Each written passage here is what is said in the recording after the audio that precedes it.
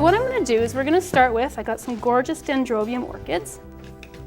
All right, these are fabulous. And we're going to have a huge mound of them on one side. So this side is going to be really heavy. So we just keep going, shoving them in. This is actually a really easy piece to do. It just takes a bit of time. So what we're going to do now is we're going to do some groupings. All right, we have a big grouping here of the Dendrobium orchids. And now I'm going to just start grouping in some of the Casablanca lilies. And I know you all know that you want to remove the stamen, but not only because it stains grandma's beautiful lace tablecloth that's been in your family for generation upon generation upon generation upon generation, but it actually makes the lily last longer. Now we're going to start with hydrangea. These are absolutely spectacular. And one thing about them is they like to drink. Have you noticed that? They totally suck up all the water that they're in, which is really cool. Except I find when you do that and they go into the foam, they tend to wilt and die very quick. So you want to make sure, A, that your foam is extremely soaked extremely well. The other thing we have here is Quick Dip. And Quick Dip is a hydration process that we use, and you can use it on all the flowers, and it makes a huge difference. And I found especially with the hydrangea. And it's just simple to use. You just take it, pour it out, dip it, and put it in. And the Quick Dip is really inexpensive considering how much more you're going to get out of your arrangement. So, and I did a test on that because I thought, no, that can't be true. It was actually very, very true. Okay, so we got these nice big clusters here. All right, I'm going to use some carnations. And I only use them, well, they're great at Christmas time. Everybody and their dog wants carnations. But what I love is the texture that they give you. And the problem we're having now is florists are stopping using them. And I don't get it, because to me, it's probably one of the top flowers in the world. It gives you the longevity, you get the smell, you get the beautiful texture that it has.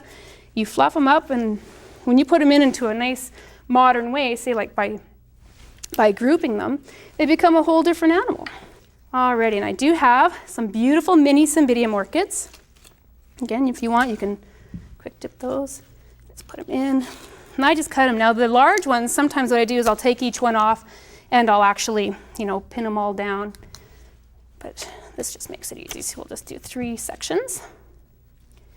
And I've got some of the mini callas. Now calla lilies, if any of you don't know this, and I was absolutely fascinated and it was the best thing I ever learned, when you cut them at an angle and put them in, they don't go in easy, right? The best thing to do is to cut them straight across, and they actually slide in a lot easier. So again, let's do a nice cutting. And I was very skeptical when I heard that at first, so heck, I tried it, and by golly, is it ever true. And I'm not really using, you can see any Christmas greens in here.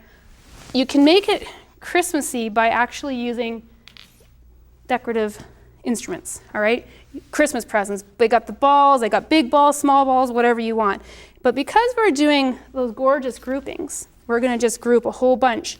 And you don't want to group like 3 or 4. You want to group like a whole bunch, because in order to get that impact, all your flowers here are grouped so big, you want to make sure that you maintain that so that your proportions are correct. One thing about floral design is if your balance is off, your design kind of looks wonky. So one of the things I like to do is to take a step back and squint. And honestly, it works like a charm. All right, and we have some beautiful roses. I grabbed the Taniki. I love Taniki roses because they got that little bit of natural greenness to them, which I love because of the lily texture.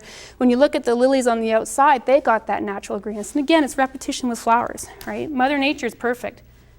So you might as well take advantage of that. And they have a guard petal, which I removed most of before we started. Some of them I see I got to. And the guard petals, every rose in the world grows them. It's just a matter of taking care of them. And sometimes I leave some of the guard petals on, depending on the variety of the rose, because I do find they sort of give it more of a gardeny texture to them, which I think is fantastic. There we go. Okay. Alrighty, I got one more here. I'm going to stick this guy here. And some beautiful wax as a fill.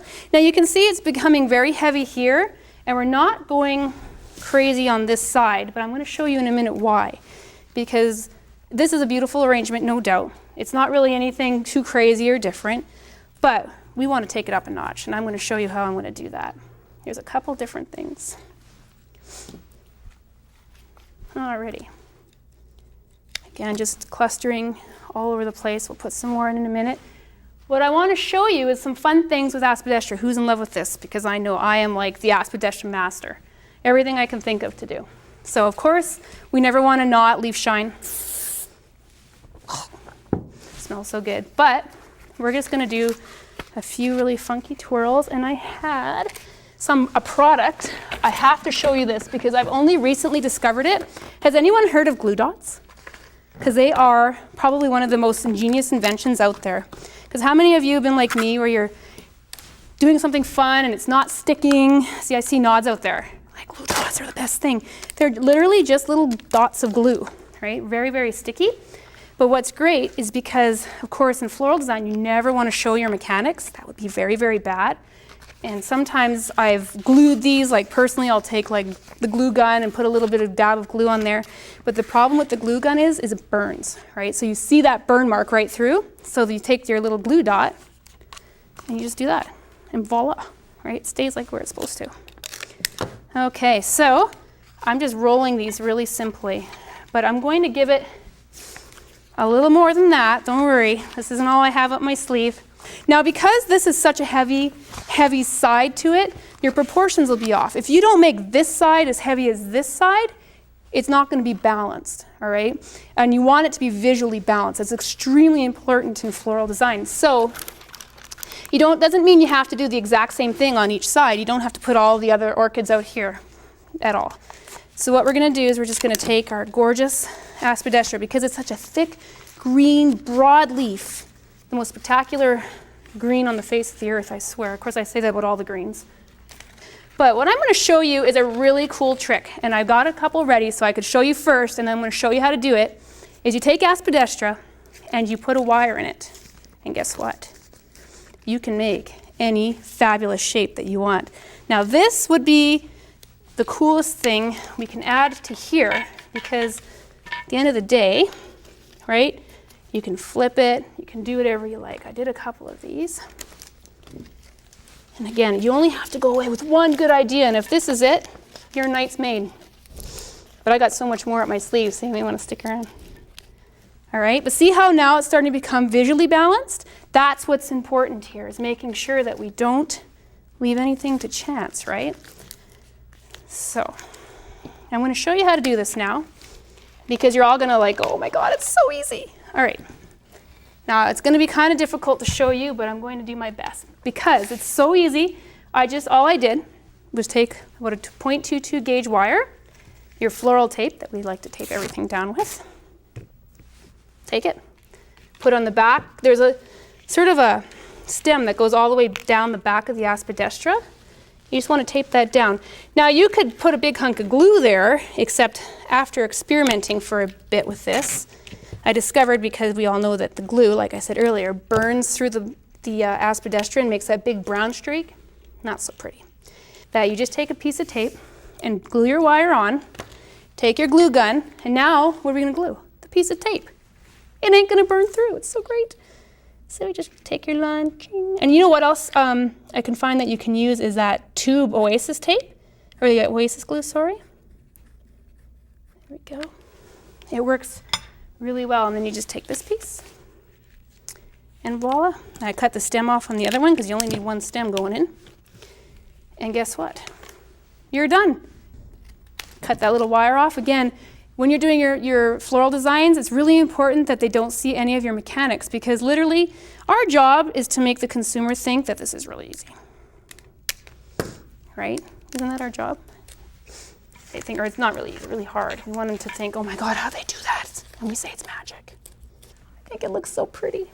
Okay, so there you go. So that's my first sort of contemporary centerpiece for Christmas. And I had fun showing you. I hope you learned a lot, and I look forward to hearing after what you think. Thank you so much.